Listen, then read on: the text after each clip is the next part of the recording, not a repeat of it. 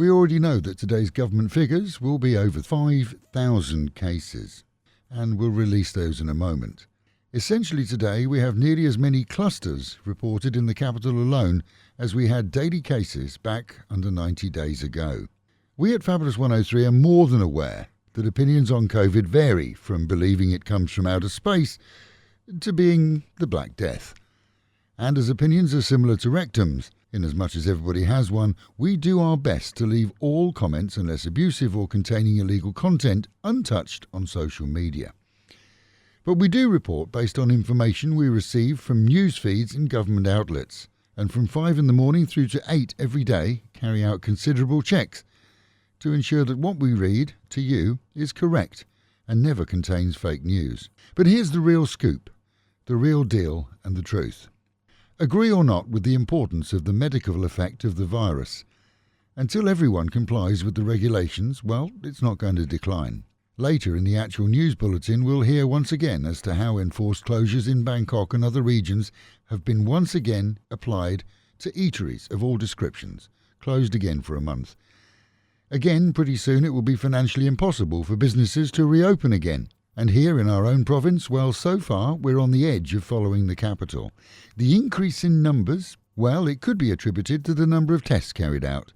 And to be perfectly honest, it's been obvious for a long time that testing has become more prevalent than before. The old adage, no test, no results, worked to the benefit of some for sure, but no more. And still some won't comply with mask wearing, and still some openly sell booze to crowds. And reports come to us officially and unofficially of places that open and serve booze daily. You can bet that those same reports reach the officials, and the fines if caught can be extremely hefty, especially for us non-Thais. And like it or not, until the virus is reduced in its effect on the community, more and more honest businesses will be totally destroyed. Pubs and bars that have operated for decades, clubs that you enjoy, restaurants, retailers and social services. Right now this town is dead on its feet, and its legs are trembling. Recovery will take years, not weeks or months. But that recovery can be kick-started now by you and me, adhering to some very simple yet irksome rules.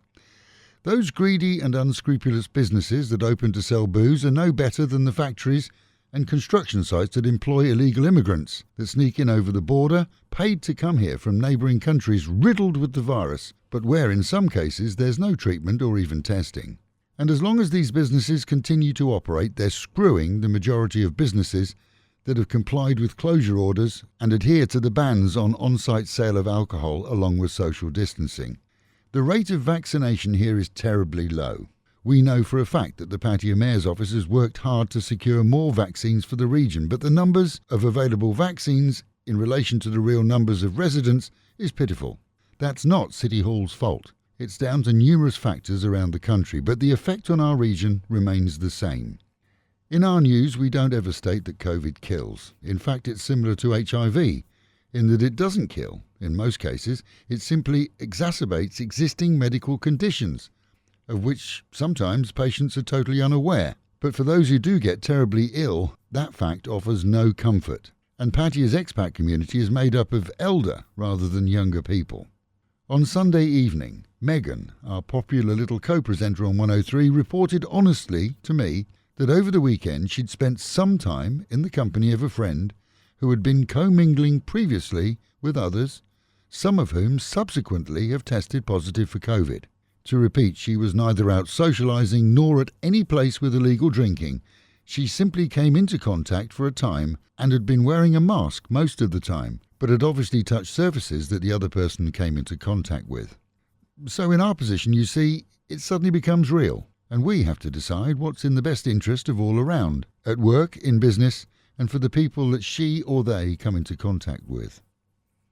I wonder what you'd do if you were running a business. For us, as a result and as a precaution, she's now home quarantining this week until she and that friend have test results from testing on Friday. This is done in line with the procedure recommended in the UK and based on the most aggressive strain of COVID, the Indian version, which is 70% more transmissible but still very rare here and takes longer to show up in tests. So we're erring on the side of caution. Obviously, we assume she's not infected, and certainly hope so. But assume makes arses of you and me. check out the spelling. If you can't wear a mask for yourself, if you feel you're impervious to sickness, then wear one for others. The man next door, the guy you drink coffee with, the man that you never know but passes you in the street. Or wear one for your favourite business, the one that's in mothballs because it can't open and won't open until numbers drop, but is probably paying rent and utilities. Or if all else fails, wear a mask for us, because our sole income is from advertising, and businesses that can't open or operate at a loss can't afford to advertise. And we're just as economically screwed as other types of businesses, because this is an economic virus. Outside the medical community, supermarkets and funeral organisers, I can assure you I know of no thriving business. You can post what you want here. You can disagree with the effect of COVID. You can attribute it to Martians, media or men in black, and that's fine. But at least accept that this is an economic virus killing businesses by the day. And as far as the radio is concerned, we'll continue for as long as we can to provide you with accurate facts. Sadly, the feature stories will likely remain COVID ones, and we'll write and edit and broadcast in a factual way that we hope will contribute in even the tiniest of ways to the return of business and normality here. We can make a difference. And at the same time, you and I can keep ourselves, our friends and family safe. Or you can unfriend us, or whatever you do to unfollow our news. And you can go on being part of the problem and not the solution. It's a free world, or it used to be. So here's wishing the midget well and back to work in a week, and trusting that you won't catch the virus or come in contact with somebody who has. And if you do come in contact with them, that you'll be wearing a mask and socially distancing to make sure that you don't get it. And so now to the news. Today, Monday, this morning, the CCSA has reported the latest COVID count as 5,406, with only 9 of those from prisons. In the same period, over the past 24 hours, 22 deaths associated with the virus are reported. Over the weekend, troops were sent in to seal off over 500 construction camps in the capital, making certain that none leave ahead of an edict that goes into effect today, banning movements by residents there. In addition, 2 further camps in our own province of Chonburi have been closed as a precaution, and similar moves have taken place in Pattaya, Yala, Songkhla and Naritawat, and the edict is in place currently for 30 days. It's not been reported as to how many are considered either high risk or illegally here. However, we are told that most of the workers and families involved are immigrants from neighbouring countries. Those registered to work here will receive 50% of salary from the state, along with food and drink and provisions delivered to their sites. In other news, new restrictions have been put back into place in the capital Bangkok and the provinces of Chonburi, Pattaya, Samut Prakan, Samut Sakhon and Nakhon Pathom, seeing all eateries, that's restaurants and diners, closed, private parties banned and shopping malls to close by 9 o'clock in the evening.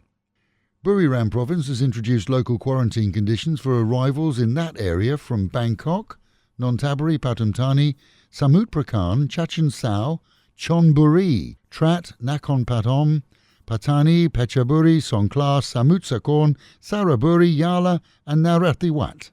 Primarily intended for migrant workers, the conditions, we're told, apply to all who must self-quarantine for 14 days. Meanwhile, at home and in Pattaya, over the weekend, close to 130 people were arrested at 2 venues, both of which openly sold alcohol and had no social distancing. One, an open-air venue in the south of Pattaya, where 29 people were taken into custody. The other, the Mo Salah pub, adjacent to Walking Street, where over 70 were found in close proximity within the building, drinking and smoking shishas. All were taken to Pattaya's police station and eventually crammed into crowded cells, along with groups of people found partying with alcohol on local beaches on the same night. Those from the open-air venue faced court on Saturday and were fined 4,700 baht, which they could either pay there and then or return to prison, serving 10 days. Those from the Mo Salah bar remained either in jail or paid 20,000 baht bail, and consisted of Thais and non-Thais. Only those from the Mo Salah bar were tested for COVID by a team from Banglamung Hospital. This, as the smaller group had already left for court on Saturday, with the Mo Salah group facing court today. Of those tested, 5, 3 foreigners and 2 Thais, were found positive for the COVID, and the concern now is for all those in the same cells and for police staff who came into contact with them. 2 more COVID-associated deaths and 475 new coronavirus infections were reported over the weekend in our province alone, with some 85 of those linked to construction sites in Banglamung district. We've also received reports from Chonburi province of 390 new cases in the past 24 hours. And with the Met Office promising highs today of around 33, dropping down to 29, a hot and humid day with a chance of rain. Local and national news today from Fabulous 103 FM and Fabulous Pattaya Media Group. And to get a notification every time we release another bulletin or program, like and subscribe to our channel, Fabulous Pattaya Media Group, by using the link below.